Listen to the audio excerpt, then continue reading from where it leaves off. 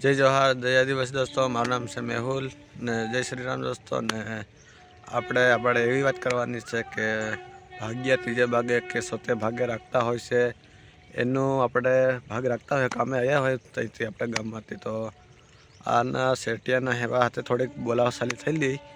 તો શેઠીએ શું કર્યું કે ધક્કો મારીને મારી નાખવામાં આવે છે કૂવામાં। એ કંઈ મારી ના નાખ્યો, એમ ડાયરેક્ટ મારી નાખ્યો એને શું કારણથી એને માર્યો? એવી રીત કોની હિંમત કે એમ મારી શકે? એ રીત મારવો ન જોઈએ, એને ન્યાય મળવો જોઈએ। એના પોરિયા કે એ બધું રખડી ગયું હોય યાર, આવી રીતે આપણે કરાય નહીં ને કોઈ માણસને। એને પણ હવે કડીમાં કડી સજા મળવી જોઈએ।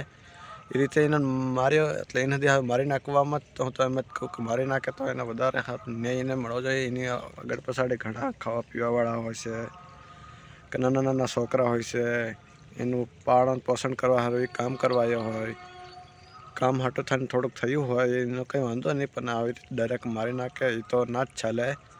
ને બધા જાગૃત થજો આપણા આદિવાસી દોસ્તો, ને આપણે એવી રીતે હવે ના થવું જોઈએ કે આપણે કોઈ અહીંયા આવીને કોઈ દબાવે, કારણ કે આપણે કોઈને ખરીદેલા માણસ નથી। આપણે ઘણું કામ એવું જડી જાય છે કે આપણે કામ કરીને આપણો પેટ ગુજર કરી શકીએ છીએ, આપણું ઘર ચલાવી શકીએ છીએ। આપણે છે તો બધાનું અહીંનું જ છે, નકર આનું કંઈ આપણું થાય એનું તો કંઈ થતું નથી।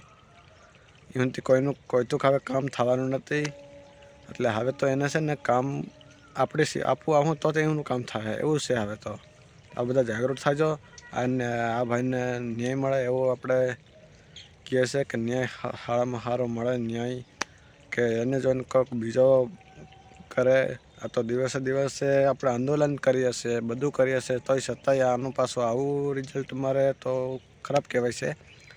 તો આને પણ હવે મારી નાખવામાં જ કહેવાય ને ન્યાયને મળવો જ જોઈએ। આપણે એ રીતે જ એને કહેવું પડે કે હવે તો બિચારા નાના નાના છોકરા હોય, એને ખાવાનું હોય પીવાનું હોય, ને બૈરા છોકરા રખડી ગયા, કૂવામાં ધક્કો મારી નાખ્યો, એ રીતનું આપણે હવે ના ચલાવી શકીએ। કારણ કે બધા જાગૃત થજો દોસ્તો।